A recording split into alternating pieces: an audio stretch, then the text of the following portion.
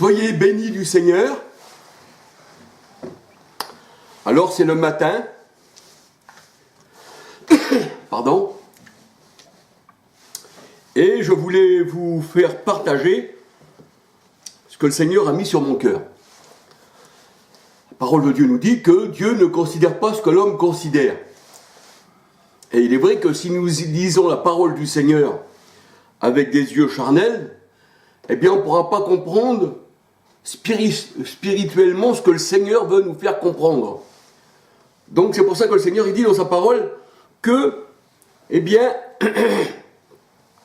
que ceux qui ont des yeux pour voir puissent voir, et que ceux qui ont des oreilles pour entendre puissent entendre. Pardon. Et nous savons que le Seigneur parlait en paraboles. Et les paraboles, eh bien, ce sont des choses cachées. C'est ce que nous dit la parole de Dieu. Mais le Seigneur il dit à vous, mes disciples, eh bien, vous connaissez les mystères du royaume des cieux, mais ceux du dehors, ils ne leur ont pas été donnés. Ça veut dire qu'ils sont restés, eh bien, dans les ténèbres.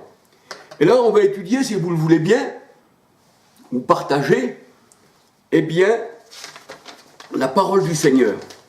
Et aujourd'hui, j'aurais voulu vous parler de femmes. De femmes. De femmes, oui, on va dire, on parle de femmes, mais aussi de deux femmes.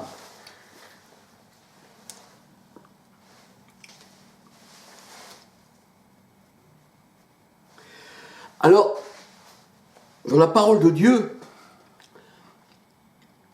la femme peut être considérée comme l'épouse du Christ, dans un sens spirituel, mais aussi la grande prostituée, dans Apocalypse 17, 5, 18, qui représente la grande ville. La grande ville, nous savons qui elle est. Et il y a plusieurs grandes villes dans ce monde, surtout Rome, qui est la grande ville de la grande prostitution, Rome, avec sa trinité diabolique, et aussi, eh bien, Jérusalem actuelle, qui est devenue Agar, qui est devenue l'Arabie, qui est Sodome et Gomorrhe. Mais là, on va parler de ces deux femmes. Mais souvent, les femmes, dans la parole de Dieu, comme nous voyons Abraham, qu'il avait, eh bien, deux femmes, Agar et Sarah, et aussi Jacob, qui avait Rachel et Léa, eh bien, dans la parole du Seigneur, ça nous fait penser, eh bien, à la vraie et fausse Église. Mais on va se laisser guider par la parole de Dieu.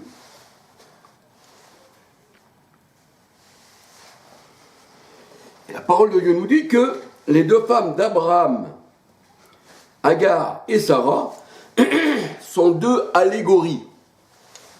Sont deux allégories. Donc, il ne faut pas prendre ça charnellement, de croire que le Seigneur parlerait simplement d'Abraham, de Sarah et d'Agar, comme si qui se mêlaient d'un couple voilà,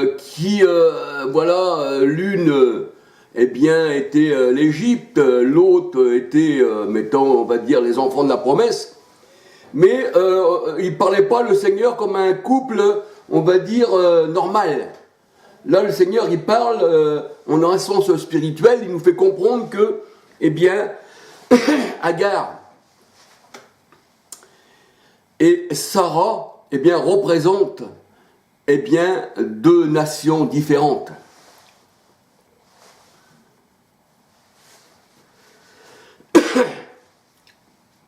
Et il est vrai que dans Galates 4, 21 à 31, le Seigneur, il nous parle de ces deux femmes comme étant deux allégories. L'une représente une alliance selon la chair, qui est esclave, parce que l'alliance selon la chair, eh bien c'est l'esclavage. C'est ce que nous dit la parole de Dieu. Dans Genèse 16, versets 1 à 15, c'est l'esclavage. C'est la circoncision dans la chair. C'est la chair. Genèse 17, versets 10, 11, 12, 13, 14, 25. c'est la circoncision dans la chair.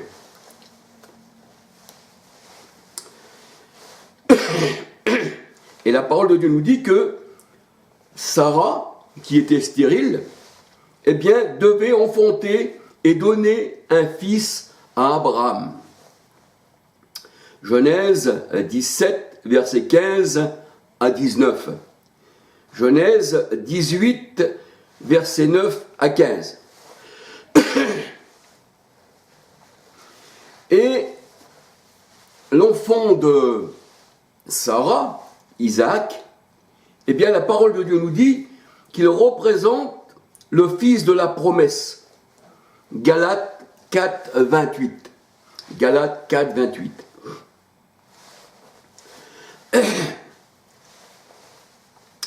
Et la parole de Dieu nous dit que la descendance d'Abraham, eh bien, donc par Isaac, qui est le fils de la promesse, Galates 4, 28, la descendance d'Abraham, eh bien, sont fils de Jésus-Christ, notre Sauveur. Galates 3, versets 26 à 29.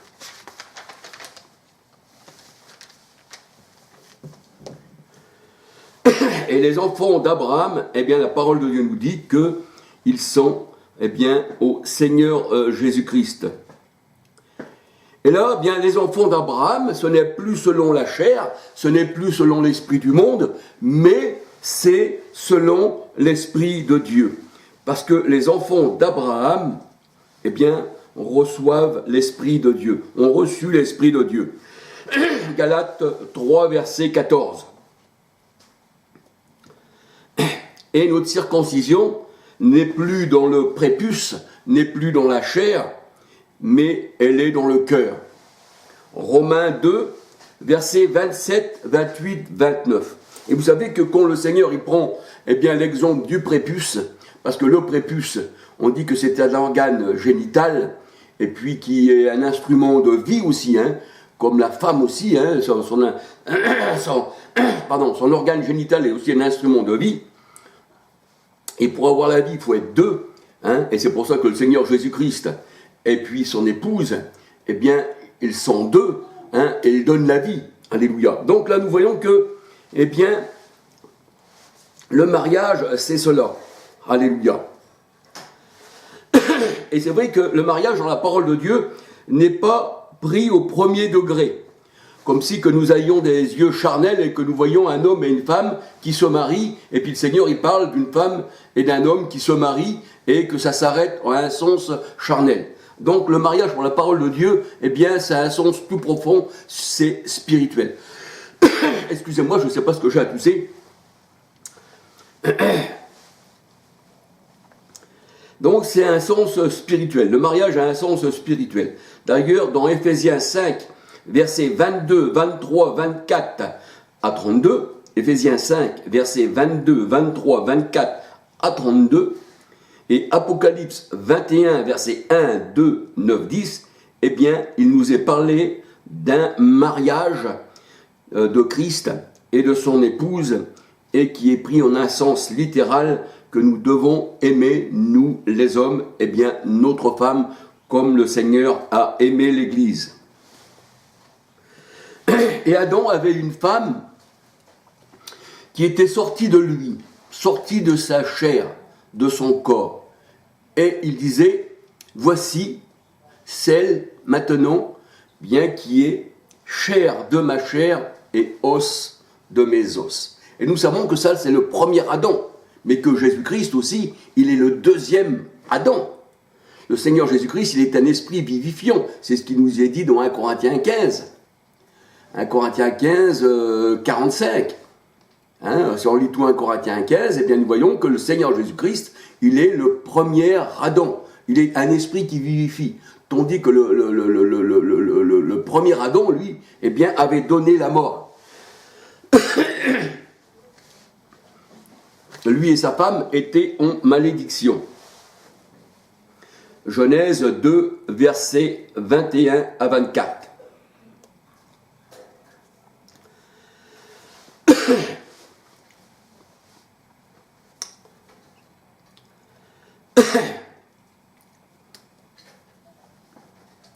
Et le Seigneur, eh bien, son Église, à lui, son épouse, eh bien, elle est sans tache, sans ride. Elle est la nouvelle Jérusalem. Apocalypse 21, versets 1, 2, 3, 9, 10. Éphésiens 5, versets 25, 26, 27. Alors, l'épouse du Christ est sans tache, sans ride. Elle est même vierge. Tandis que là, que nous voyons la prostituée, elle se prostitue eh bien, à toutes les religions de la terre, à tout ce qui est abominable, et le Seigneur, eh bien, il l'a répudiée. Il l'a répudiée. Et là, nous allons voir, eh bien, que celle qu'il a répudiée, eh bien, représente la loi. La loi. Et s'attacher, eh bien, à la fausse église, c'est-à-dire à Agar, c'est s'attacher à la chair.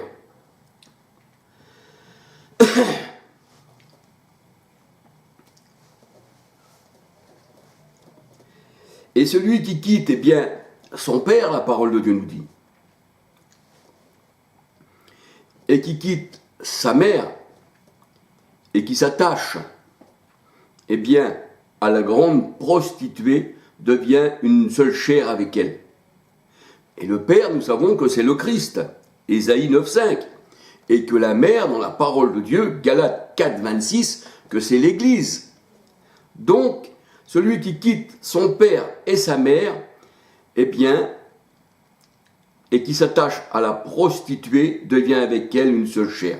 C'est ce que nous dit la parole de Dieu. Parce que, quand on regarde dans Genèse, quand le Seigneur il fait Adam et Ève, et puis qu'il prit une côte d'Adam et qu'il fit une femme, et il cite, c'est pourquoi l'homme quittera son père et sa mère et s'attachera à sa femme, et les deux deviendront une seule chair.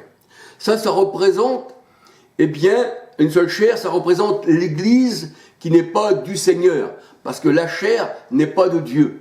La chair, la parole de Dieu, elle dit que la chair et le sang n'héritent pas du royaume des cieux. Et là, eh bien, celui qui quitte son père, Ésaïe 9,5, et sa mère, Galates 4,26, l'Église, mais qui s'attache à la prostituée, devient avec elle une seule chair. Éphésiens 5, 31, c'est ce que le Seigneur nous dit.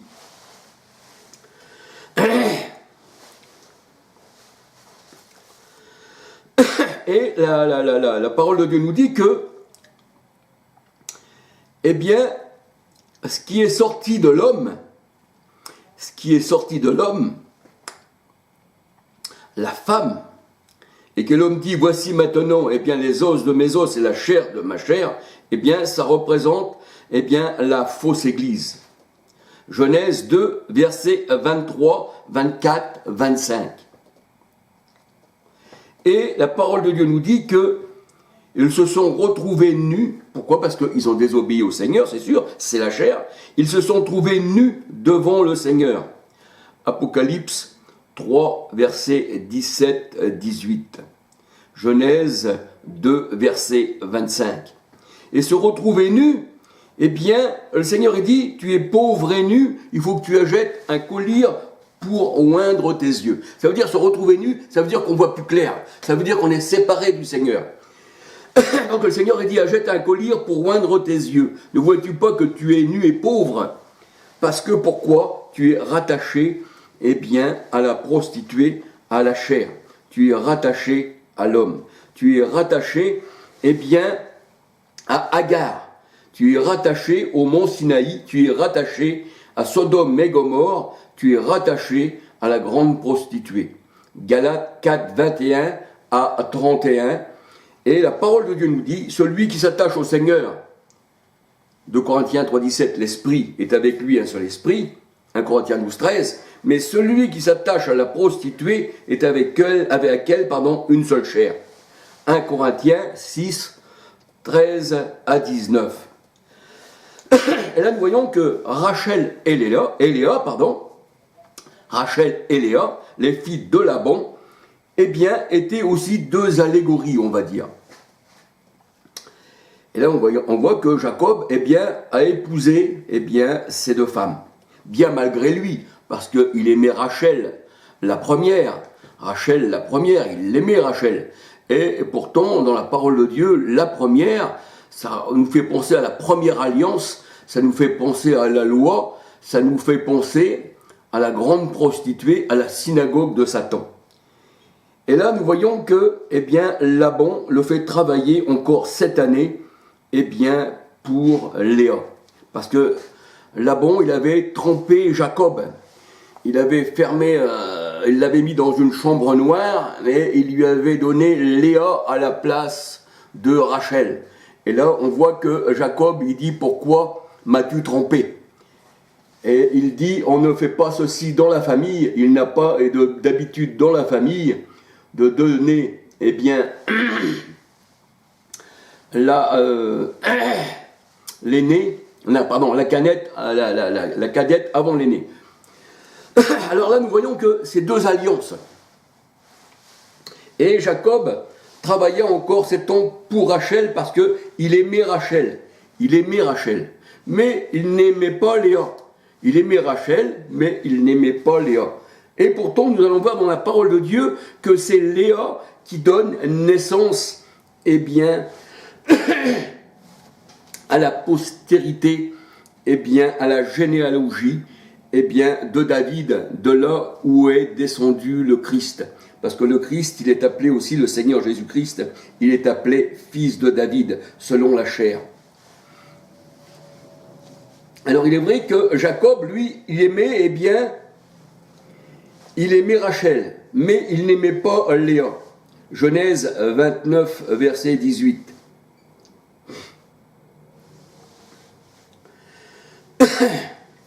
Genèse 29, verset 15 à 31.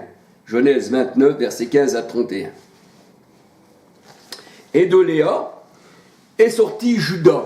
De Léa est sorti Judas.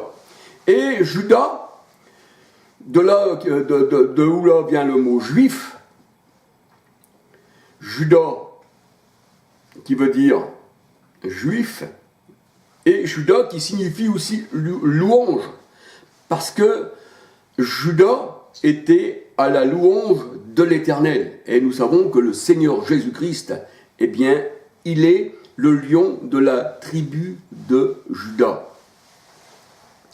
Alléluia. Donc, on voit que Jacob, eh bien, aimait Rachel, mais celle qui n'était pas aimée, on va dire aussi un peu les païens qui n'étaient pas aimés avant, hein, et que c'était que les Juifs, hein, premièrement les Juifs, et le Seigneur se tourne eh bien, vers les païens, on peut dire que Léa représente le peuple païen, ceux qui n'étaient pas aimés du Seigneur, et qui apportaient beaucoup de fruits, et que de là est sortie toute la bénédiction du Seigneur. Eh bien, c'est de Léa qui est sorti Judas, qui est sorti David, alléluia. Genèse 29, versets 31 à 35. Genèse 29, 31 à 35, Genèse 29, 35, et la parole de Dieu nous dit, Genèse 29, 35, la parole de Dieu nous dit, et Léa cessa d'enfanter. Pourquoi? Parce qu'il n'y a pas besoin d'enfanter plus loin, puisque là, c'était la promesse. C'était la promesse. Alléluia. Et le Seigneur Jésus-Christ, eh bien, il est sorti de la tribu de Juda. C'est-à-dire, il est de la descendance aussi de Léa. Hébreux 7, verset 14. Et de Rachel est sorti Joseph et Benjamin. On va dire Ben-Yamin. Il y a Ben-Yamin qui signifie Ben, ça veut dire fils, Yamin, fils de ma droite. Et Joseph, eh bien, signifie celui qui ajoute.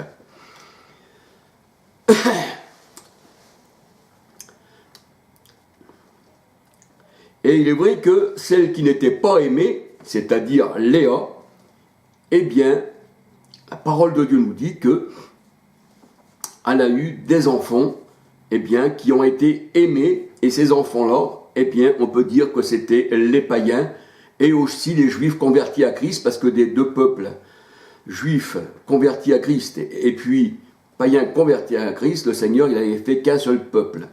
Éphésiens 2, versets 11 à 21. Et ils sont devenus la lignée du Seigneur. Deutéronome 21, versets 15 à 17.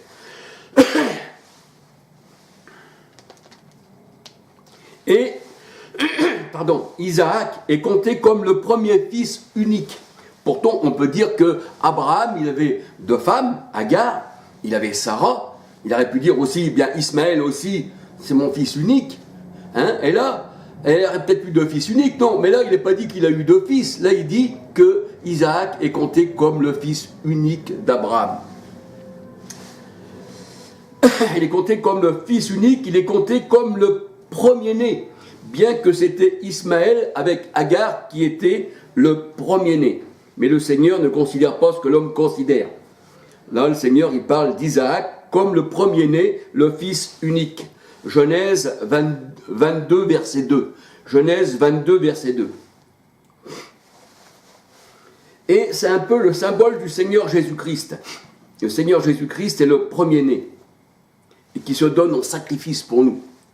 Genèse 22, 7 à 12.